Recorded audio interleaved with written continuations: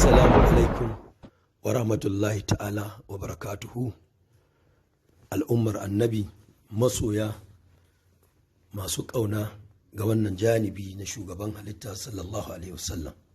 Saƙo na musamman zuwa ga ɗaukacin al'umma, maza da mata, yara da manya, daga bakina ni Abdul Jabbar Kabara.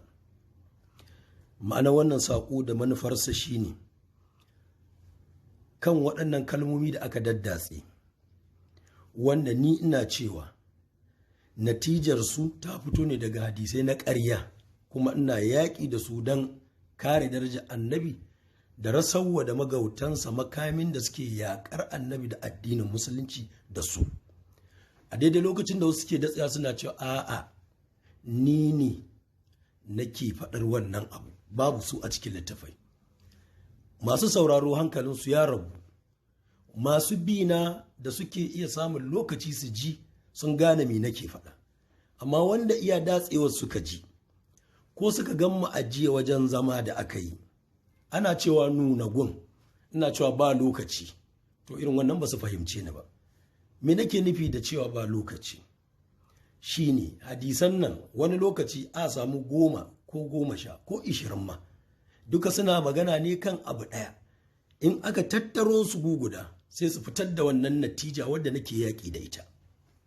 To sadda aka ce a minti 10 ka nuna maganar da sai an haɗa hadisai aƙalla 10 ko 20 sannan ta fito, dole ka ce ba adalci ba, a baka lokaci ka kare kanka. In ya karu shi kenan, in bai karu ba a ɗora daga nan.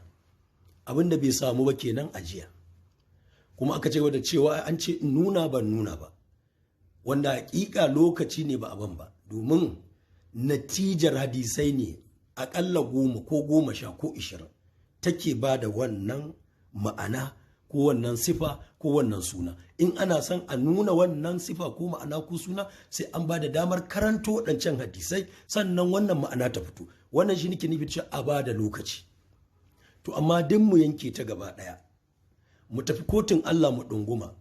Wannan shine masarin asirin bayyane, masanin asirin ɓoye, kuma gare shi za mu koma ya hukunta mu.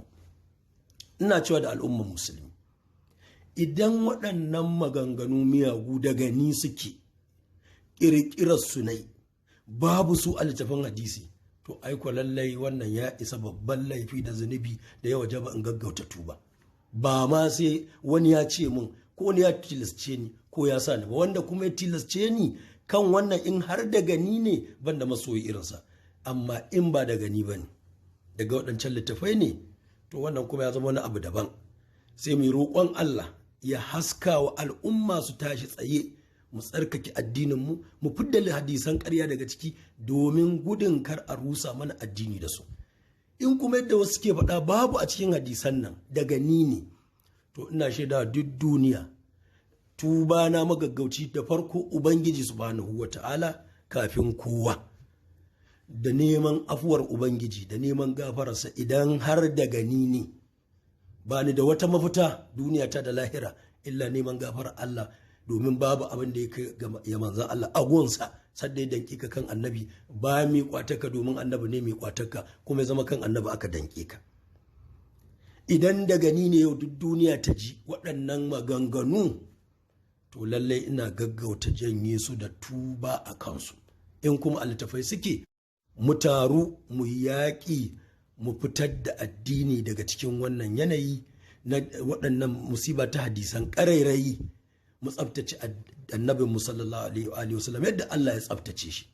Wannan shine takaitaccen saƙona ga dukkan al'ummar musulmi, tare da kyakkyawan fata na Allah ya haɗa kanmu, ya haɗa kalmar mu, ya gusar da gaba da ƙiyya a tsakaninmu, ya ba mu ikon tashi tukuru mu yi wannan addini aikin da ya wajaba a yi masa a wannan lokaci wanda shi ya fi bukata. Wassalamu alaikum wa rahmatullahi ta'ala wa barakatuh.